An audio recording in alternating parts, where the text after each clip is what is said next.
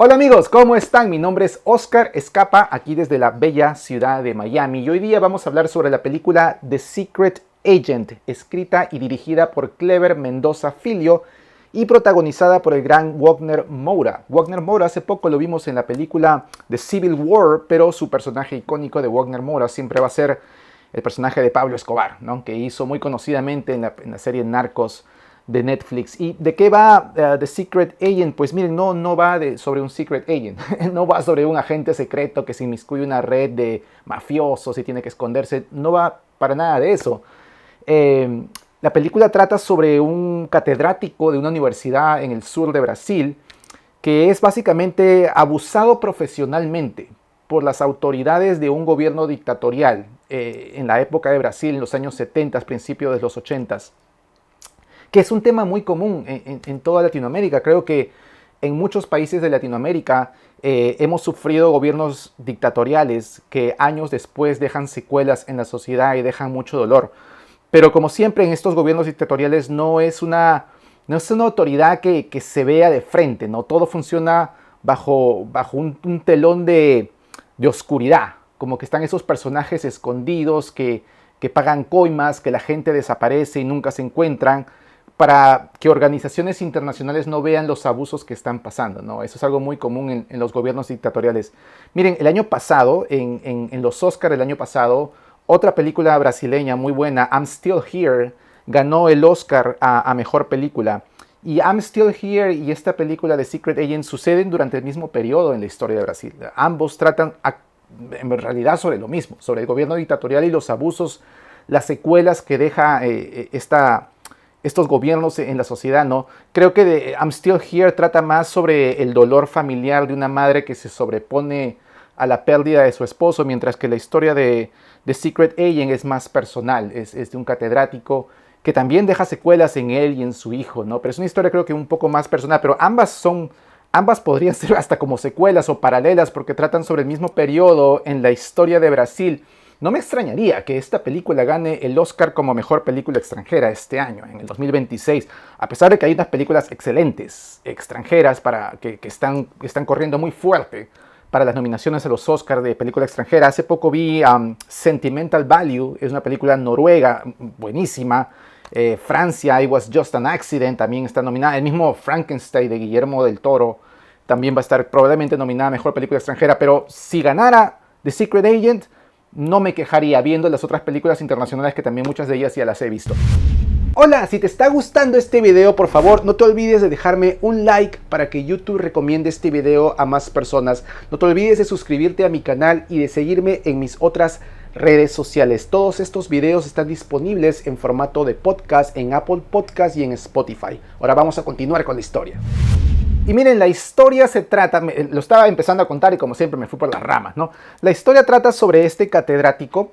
Al empezar la historia se ve este catedrático que llega como a una quinta, una casa donde una mujer anciana la recibe muy cariñosamente. Su nombre es Armando, el personaje principal. Y en esta casa hay muchos refugiados, que se nota que tienen que ver cosas políticas que han estado en contra del gobierno de muchas formas. Nunca se ven, hay tantas historias en la película que nunca se explican todas. Simplemente todas estas personas que viven como en esta casa, en esta comunidad grande donde está la señora cuidándolos, se nota que están refugiados y están escondiéndose de algo. Armando llega a esta ciudad buscando a su hijo. Él quiere retirarse, irse del país porque se da cuenta que está siendo perseguido por el gobierno, está escondiéndose del gobierno básicamente porque se ha dado cuenta de eventos que vamos a ver más adelante porque el gobierno lo está buscando, ¿verdad? Nos damos cuenta como un funcionario del gobierno quiere verlo muerto básicamente, y ahí cuando se ve otras organizaciones que siempre existen en estas dictaduras, ¿no? Hay organizaciones que van en contra de estos gobiernos, que tratan de denunciar estas atrocidades de las dictaduras. Está el personaje de Elsa, que es una activista que en un momento lo entrevista a Armando, y ahí es cuando nos enteramos un poco de la historia. Estoy tratando de darle los hechos así por encima, pero la película tiene muchos más detalles de lo que estoy tratando de darle. Estoy tratando de interesaros en la película. En el medio de la película, Armando nos cuenta cómo es que, básicamente lo que dije al principio, él era un catedrático de una universidad en la cual habían otros investigadores, otros catedráticos, otra gente de ciencia, que estaban haciendo muchos proyectos de desarrollo para la universidad, y llega este funcionario del gobierno y autoritariamente simplemente quiere destruir toda esta red, quiere llevárselos, que dice que no es tan importante porque es de un pueblo del sur del Brasil, quiere llevarse algunos profesores para otros lugares, quiere destruir este centro científico de mucha gente que estaba trabajando juntos. Y Armando y su esposa, al rebelarse y ponerse enfrente de esta autoridad que empieza a humillarlos y acusarlos de cosas, su esposa en un momento se le para enfrente y le dice: ¿cómo te atreves a venir a insultarnos? Está tratando de ser muy respetuosa por respeto a mi esposo, pero ¿cómo te atreves? Y en una gresca, en este lío de tratar de ponerse enfrente de esta autoridad que quería destruir todo este complejo de científicos, es que Armando se hace enemigo de una cosa tan absurda, ¿no? Que ni siquiera es como que hizo algo malo, simplemente está tratando de proteger a su universidad, se hace enemigo de este funcionario del gobierno, por lo cual más adelante este funcionario quiere vengarse de él. Y eso también va a tomar una resolución que voy a hablar un poquito más adelante. La mejor parte de la película es la parte final, pero voy a decirle más adelante que es la parte que voy a decirle que voy a hablar con spoilers. Todavía estoy tratando de cosas en generales. Como les dije, más que la historia personal de este profesor Armando, creo que mucho de la riqueza cultural de la película es ver la sociedad, cómo la sociedad en sí sufre por estos abusos del gobierno, por la impunidad. Inclusive la escena inicial, los primeros 5 minutos, Armando llega a esta ciudad y hay un muerto en el medio de enfrente de una gasolinera, y viene la policía y empieza a cuestionarlo a él y no le importa quién ha muerto. O sea, quién habrá sido, a quién habrán arrojado. Durante la película se ven que paran arrojando cuerpos al río estos policías. Hay una parte que es un poco de ciencia ficción, que es una parte que tiene que ver mucho con la cultura probablemente del Brasil de esos tiempos, que probablemente hacía una burla de los desaparecidos, que es como una pierna que encuentran dentro de un tiburón. Nunca se sabe de quién es la pierna, pero se sabe que obviamente es de un desaparecido que el gobierno trató de asesinar, básicamente, ¿no? Y la pierna cobra vida en un momento, ¿no? Es una parte muy graciosa, muy de ciencia ficción, pero creo que refleja un poco estos mitos, estas creencias que se van formando en una sociedad debido a los abusos que suceden, ¿no? En un momento la pierna toma vida y empieza a pegarle a la gente, ¿no? En un momento muy gracioso de ciencia ficción de la película. Pero el trasfondo es el abuso, la impunidad de estos gobiernos. Y lamentablemente, como dije, en muchos países esto ha sucedido. En muchos países y décadas después o generaciones posteriores tratan de plasmar en diferentes formas de arte el dolor que causó en una sociedad, ¿no? No solamente en películas. Yo leí una obra de un autor, Mario Vargas Llosa, que ganó un premio Nobel de literatura, La fiesta del chivo, que se trata sobre este mismo tema, sobre el dictador Rafael Trujillo en la República Dominicana, que en algo muy similar a esta película trata sobre los abusos que este dictador cometía en la sociedad. Así que esto es un tema muy, muy prevalente. Ahora, el final es lo mejor. El final te toca como un puñete en el estómago. El final es algo bien fuerte y no quiero revelárselo porque quiero que vea la película. Es una película excelente, le recomiendo que vea. Ya casi estamos en el final del video. Por favor, una vez más, déjale un like a mi video, suscríbete a mi canal, sígueme en mis redes sociales y estos videos están disponibles en formato podcast en Apple Podcast y en Spotify. Continuamos. Pero vamos a analizar un poco el final, lo que sucede en el final, lo que significa el final. Así que le voy a dar el chance, voy a hablar a partir de este punto. Si no ha visto la película, corte el video, voy a hablar sobre la resolución en 3, 2, 1, ¡pa! Ok. Se siente como un puñete en el estómago, ¿verdad? Yo lo sentí así. Cuando sin ninguna explicación, cuando estamos viendo la historia de Armando, de un momento a otro, estas dos muchachas que se les ve durante la película, una de ellas ve la foto de Armando, el personaje que hemos seguido durante toda la película, muerto, asesinado, sangrando, probablemente abaleado, en una foto en un periódico de la época. Nos quedamos como que, ¿qué pasó? O sea, porque no hay explicación. O sea, no se sabe cómo fue, quién fue el que le disparó, no se sabe. Es como que, ¡pa! ¡Toma! Como probablemente el director quería representar como mucha gente se sintió en esa época, de gente que desaparecía o que moría sin ninguna explicación. Vemos a Armando muerto básicamente, y ahí es cuando nos empezamos a dar cuenta, ¿no? Porque una muchacha le dice a la otra, sí, lo estaba buscando y no pude googlearlo. Dijo, literalmente, dice googlearlo. Y entonces uno que estaba prestando atención, ¿no? Pero entonces uno se queda, pero en los años 70, donde nos han dicho muchas veces durante la historia que están en los años 70, los años 70 no había Google, ¿cómo que googlear? ¿Se han equivocado? ¿Qué ha pasado?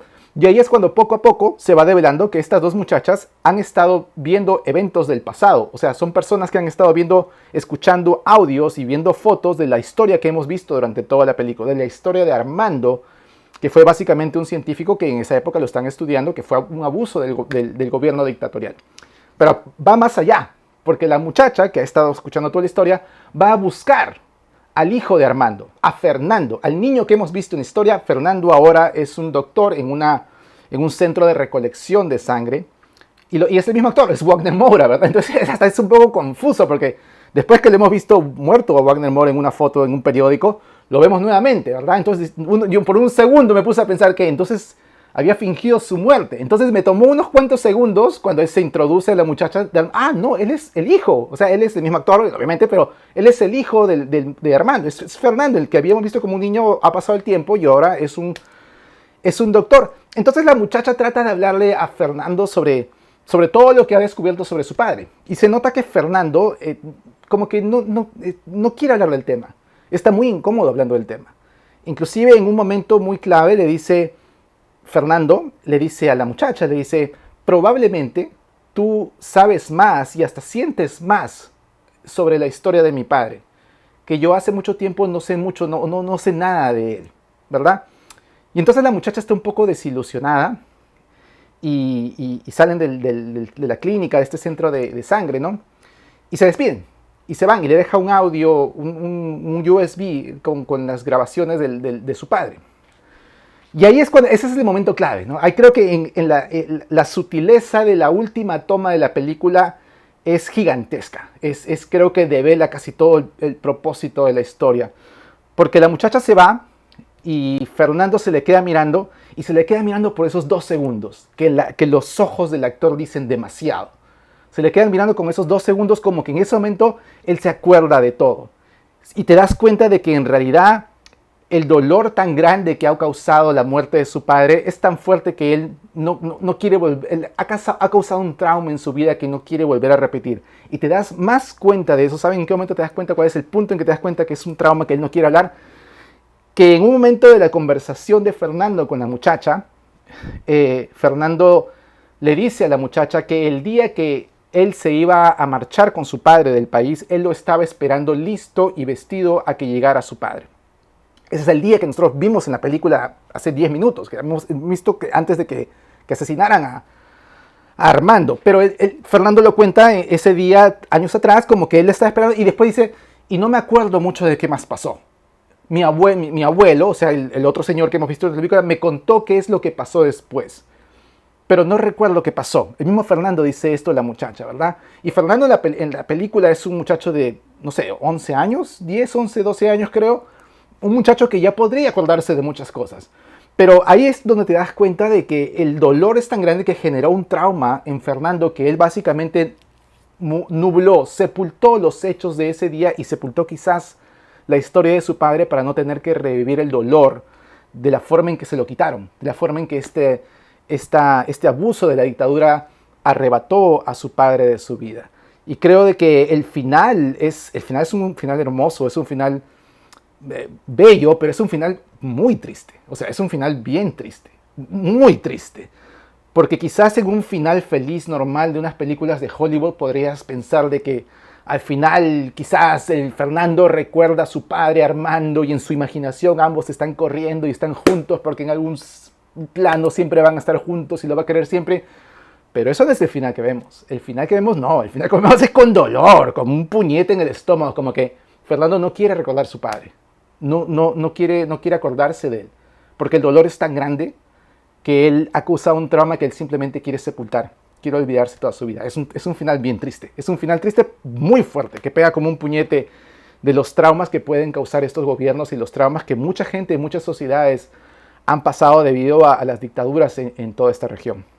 Me pareció una película excelente, Eso es todo lo que tengo que decir por este video, así que por favor vayan a verla y por favor, si les gustó este video, suscríbase a mi canal y por favor síganme también en mi cuenta de Instagram. Y con este video, hasta la próxima. Chao, un abrazo.